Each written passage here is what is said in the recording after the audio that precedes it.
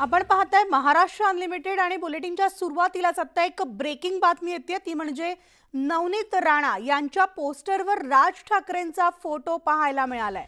राज ठाकरे महायुतीमध्ये नसतानाही राणांच्या पोस्टरवर राज ठाकरेंचा फोटो आहे, तर दुसरीकडे आमदार बच्चू कडू हे महायुतीचे घटक पक्ष असूनही त्यांचा मात्र त्या पोस्टरवर फोटो नाहीये।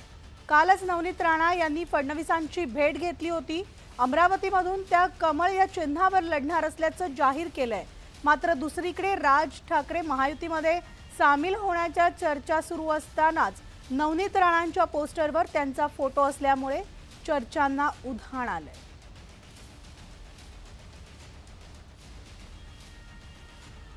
तर नवनीत राणांच्या बॅनरवर राज ठाकरे यांचा फोटो छापण्यात आलेला आहे, त्यामुळे आता पुन्हा एकदा राजकीय वर्तुळात चर्चांना उधाण आलेलं आहे।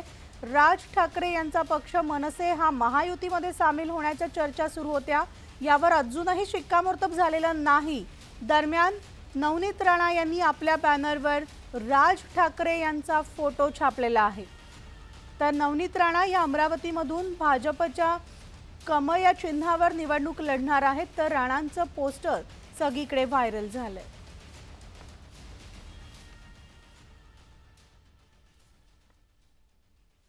तर अमरावती लोकसभा मतदारसंघामध्ये नवनीत राणा यांना भाजपकडून उमेदवारी जाहीर झाल्यानंतर अमरावतीमधील महायुतीच्या नेत्यांमध्ये नाराजीचा सूर आहे।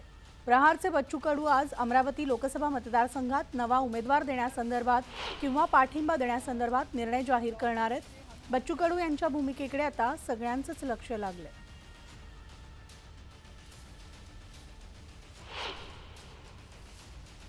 एकतर पाठिंबा द्यायचा का जाहीर करायचा उमेदवार उद्या निर्णय 1 वाजता होईल। अभिजित अडसूळ यांनी सुद्धा म्हटलं ते अभिजितरावचं जे काही टार्गेट आहे किंवा आमचं जे आहे ते जे लोकशाहीचं पतन करणारा जो उमेदवार आहे, संविधान बचाव और छत्रपती शिवाजी महाराजचा स्वाभिमान वाचवा, त्या स्वाभिमानानं जो महाराष्ट्र उभा राहिला त्याच्या स्वाभिमानाला जर ठेच पोहोचत असेल तर बाबासाहेबांचं संविधान आणि छत्रपतीचा स्वाभिमान हा या देशामध्ये जिवंत राहायला पाहिजे।